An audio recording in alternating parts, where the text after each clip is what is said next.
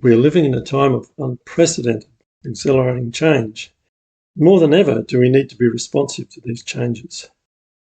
The Agile and Scrum self-organising teams model that has its origins in the software development industry has become increasingly the model of choice when it comes to developing and leading teams. We saw this industry come to the fore during the COVID pandemic, when developments in online technology enabled teams to continue to function effectively, despite being unable to meet together physically. Millennials and others have grown weary of hierarchical command and control bureaucratic leadership structures, with decision-making processes that tend to stifle creative responses to rapidly changing environments. In rugby, it's the quarterback who calls the shots in the scrum, and not the captain. The quarterback is accountable to the captain and to the coach, but is the designated leader who makes the calls in the heat of the battle. Teams become more agile as decision-making is placed more squarely in the hands of those responsible for implementing the decisions that fall within their sphere of responsibility. Such a subsidiarity structure places decision-making more effectively at a level that distributes responsibility more broadly than traditional models, and it leads to greater productivity. What we see happening in the ministry of Jesus and the early church has considerable parallels with this approach. We're living in a time when we're seeing a significant escalation in social problems, precipitated by child neglect and abuse, family violence, substance abuse, and a deterioration in mental health. We urgently need to see change. Legislation and government programs that target presenting issues won't deliver such change without a grassroots change movement across whole communities that flows out of the transformation of individuals. Our democracies are dependent on character strengths, and character strengths are dependent on moral and spiritual virtues, usually developed through quality parenting and strong communities supportive of family values. We need a change movement to profoundly impact our current behaviours. To see this happen, we need to be able to develop self-organising teams that can respond to challenges with agility and ability to work together effectively. These studies, based on 8 chapters of Luke's Gospel, take us on a journey with the one who hundreds of millions consider to be the greatest leader of all time. As we travel with the early disciples through the towns and villages of Judea, we see Jesus Christ in action, sharing the good news of the kingdom and healing broken people. We discover how he taught them about the kingdom of God and sent them out in teams to put what they were learning into practice. We see his followers learning lessons that will inform the change movement they will go on to lead, that has formed the foundations of the civilization we have known for many centuries. Since that time, many movements of reform and renewal have taken on these learnings and put them into practice.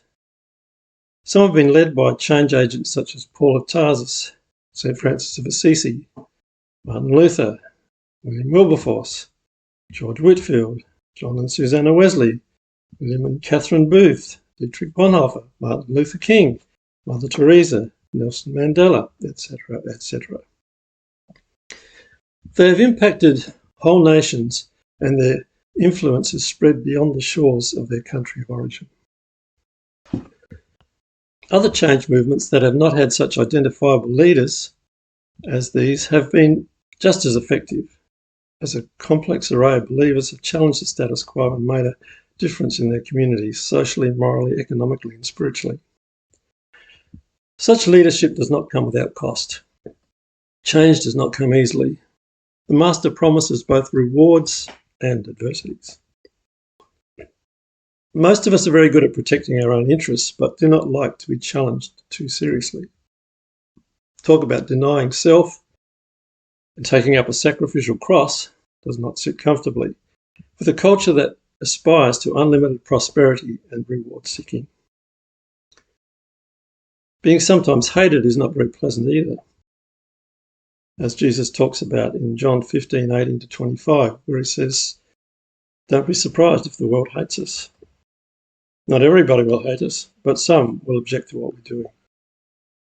But where else can we go if we want to see real change? Clearly, we do need to remember that Jesus was God and we aren't. He did say that he sends us out as the Father sent him, and we do need to take that seriously if we have to try to negotiate the challenges we will inevitably encounter along the journey. We also need to remember that we will fail and become overwhelmed at times. We'll need spiritual insight, faith, and courage to negotiate the challenges like the one Moses faced when the Red Sea lay in front of him and the people and the Egyptian army was pursuing behind. Or like David when he was faced with Goliath. We begin the journey by looking at the baptism of Jesus and the time of healing that immediately followed. We then examine his personal mission statement and how it worked out in terms of his ministry. This leads us on to how we, who have been justified by his grace through faith, can also grow in faith and become more involved in his mission and ministry. One of the first things that we notice is that his worldview was very different from the naturalism that has become the prominent view in Western countries. His ministry predated the model we have become accustomed to in the West and included such elements as prayer and a focus on the need for inner transformation. These concepts are not foreign to our more recent interest in mindfulness and meditation, but there are some important differences. We discover that he had a difficult time in getting his followers to understand his teaching and some of the pitfalls of team ministry, as well as the guiding principles. We see that he was never alone in what he was doing, but he remained in constant communication with the Father and in intercession for his disciples. Each study includes a segment in which you are invited to make practical application of the principles you have learned that will help you develop as a team leader. You will learn more about discovering your life's mission, growing in faith, establishing priorities, planning your week, growing in character, developing ministry plans, developing ministry teams, and growing in and through intercessory prayer. May you be challenged and empowered as you work through these studies and develop the teams you serve.